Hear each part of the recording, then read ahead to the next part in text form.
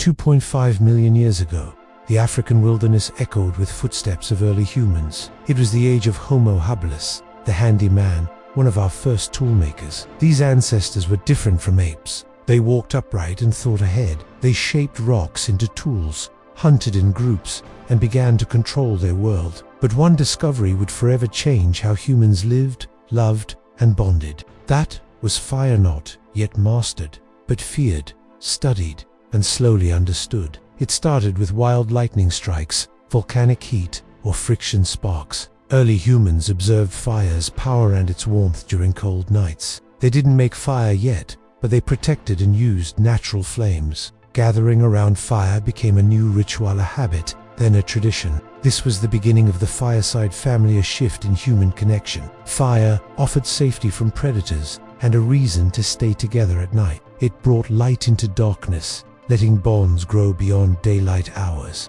By the flickering flames, they shared food, watched children, and touched. The circle around the fire became a circle of trust, love, and learning. No longer just a survival group, they became a social family. Fathers, mothers, elders, and infants huddled in warmth and unity. These early nights planted seeds of society, care, and cooperation. Around fire, humans began not just to live but to belong.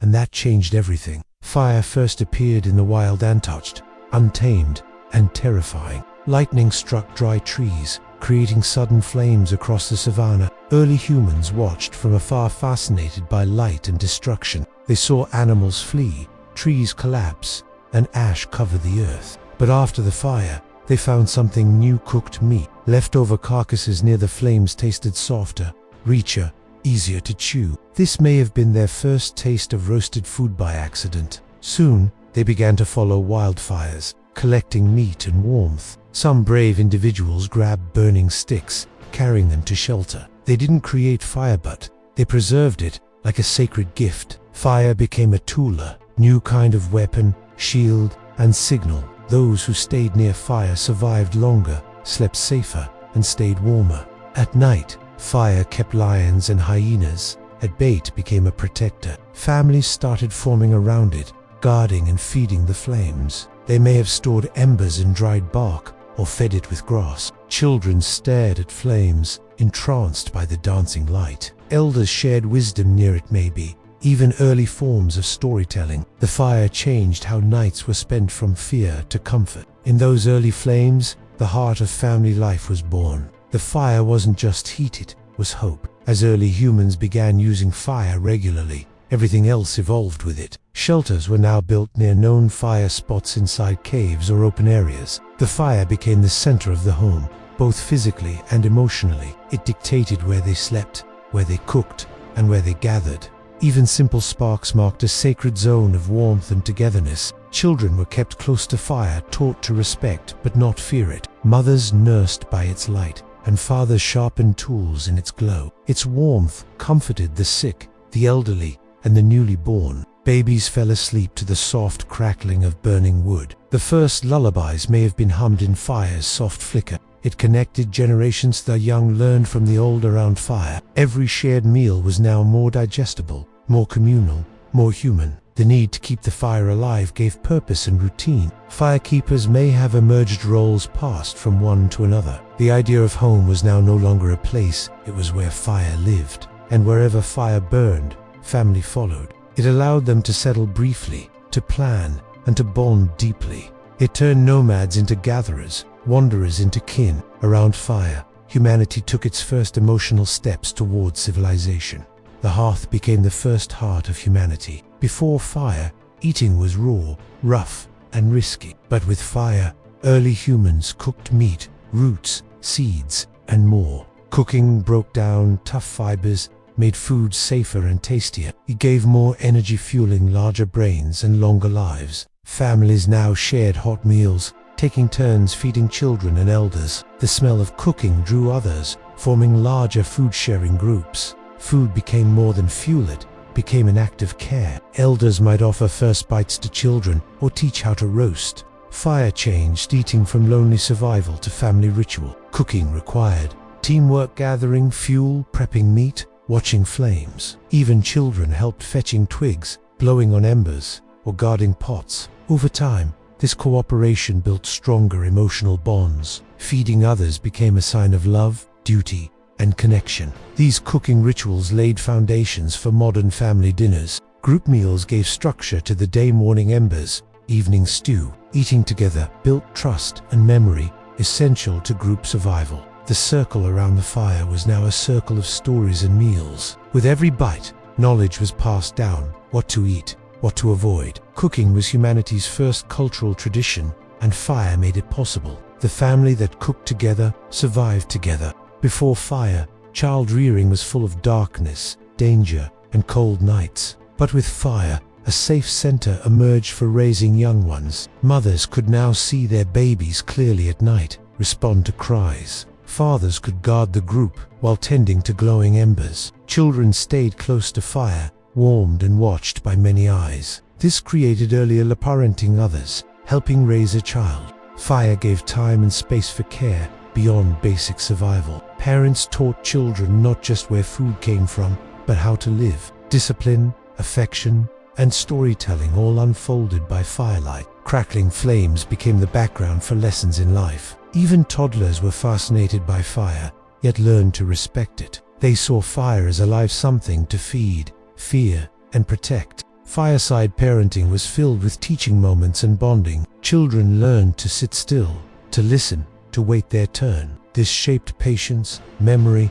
and attention-building blocks of learning. Fireside routines brought rhythm to childhood, like sleep after warmth. The group watched out for each other's. Young it was a shared task. This created early family values, centered around care and unity. Parenting became more than survival, it became emotional and intentional, and fire made this evolution possible. Fire didn't just give, it gave humans time after dark. Before fire, darkness meant sleep or silence, no chance to connect. But with fire, people sat together long after sunset, and in that soft light, stories were born.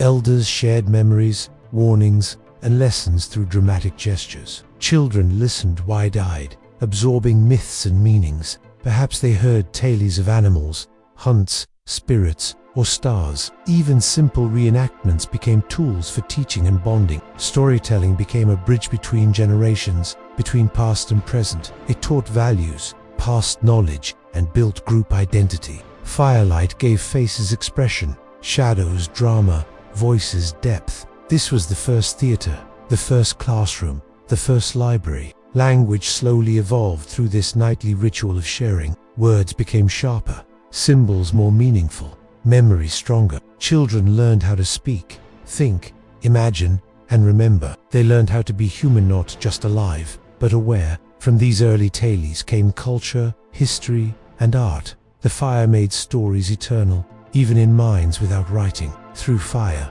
humans created meaning and passed it forward. Every story told in firelight was a spark of civilization. Fire didn't just change how humans survived, it changed how they felt. Warmth from fire triggered emotional closeness and trust. People sat closer, touched more, and shared space willingly. This closeness fostered oxytocin, the bonding hormone in modern humans. Hugging near the fire, feeding others, or sharing stories created love. It reduced stress, encouraged empathy, and strengthened group identity. Even conflict faded when people gathered calmly around warmth. Laughter echoed more often, and tears had witnesses. The fire turned groups into families of feeling, not just function. Fathers began caring more. Children felt safer. Elders felt respected. The fire acted as a social glue, drawing people into harmony. Its crackle marked time, like a heartbeat in the home. Touch, gaze, and silence carried deep meaning near the flame. These moments shaped early emotional intelligence and compassion. People learned to comfort, to forgive, to wait, to protect, and all this happened not in war but in stillness by the fire. The home was no longer just protection, it was now connection. Fire ignited the human heart just as it did the woods. Its power was not just heat but harmony, and from that harmony came humanity. In the wild, nighttime was deadly, filled with predators and unknown sounds, but fire pushed back the dark, creating a circle of safety. Its light frightened animals, big cats, wolves, snakes, even insects. This allowed early humans to rest without fear, For the first time, fireside families took turns keeping the flames alive. The night watch became an early form of teamwork and duty. Guarding fire meant guarding life. It was a sacred responsibility. Children learned to respect the flame and those who watched over it.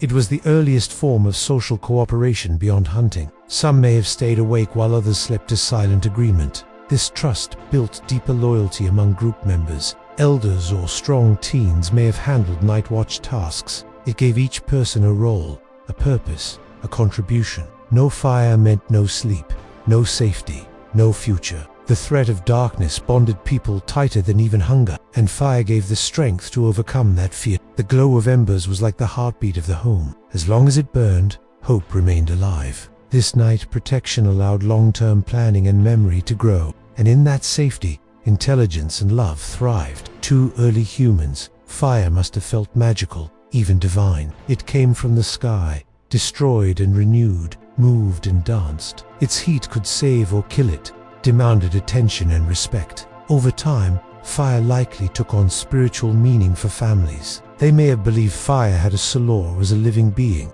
Rituals may have begun feeding the flame, circling it, singing beside it. Fire may have symbolized ancestors, protection, or even gods. Children were taught not just how to use fire, but how to honor it. Early spirituality could have started right there beside a glowing flame. This was the beginning of myth, magic, and belief. Fire was unpredictable, sometimes disappearing, sometimes growing strong. People learned to read its behavior, much like reading signs from nature. Ceremonies around fire may have involved dance, rhythm, or gifts. These became emotional expressions marking life, death, or gratitude. Fire turned fear into reverence and reverence into culture. Even today, every religion remembers fire in candles, lamps, and rituals. It started here, in the shadows of caves and forests. The fireside family wasn't just physical, it was spiritual. And in fire, they found both God and home. It lit the path of belief long before temples or texts. From wild sparks to sacred hearths,